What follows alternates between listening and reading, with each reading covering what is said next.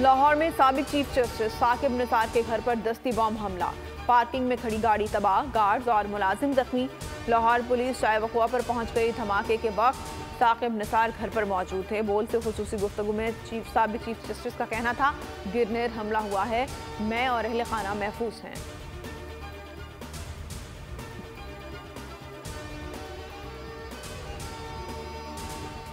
मुल्क भर में इंतखाबी अमल का आगाज, जबरदस्त जोशो खरोश, कौन कहां से इलेक्शन लड़ेगा, बड़े नाम मैदान में आ गए। नवाज शरीफ, आसिफ जरदारी, बिलावल भुट्टो, शहबाज शरीफ, मरियम नवाज ने कागजात नामजदगी हासिल कर लिए। शहबाज शरीफ, मरियम नवाज भी मुकाबले के लिए तैयार हैं। बानी PTI 3 हलकों से इलेक्शन लड़ेंगे। अलीम खान कौमी और सूबाई दोनों नशिस्तों पर मुकाबला करेंगे। शेख राशिद शफीक ने NA 56 और 57 से कागजात नामजदगी जमा करा दिए।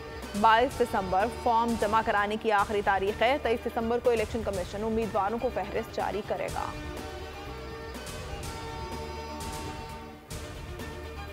BNA कमांडर 70 साथियों समेत कौमी धारे में शामिल।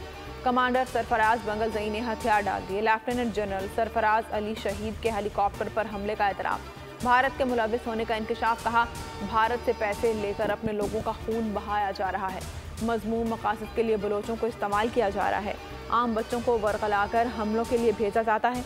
निगरान वजीर जान अचकज़ई बोले, पाकिस्तान की तरक्की का रास्ता बलोचिस्तान से जाता है। मकार दुश्मन हमारी सरजमीन को जलाना चाहता है।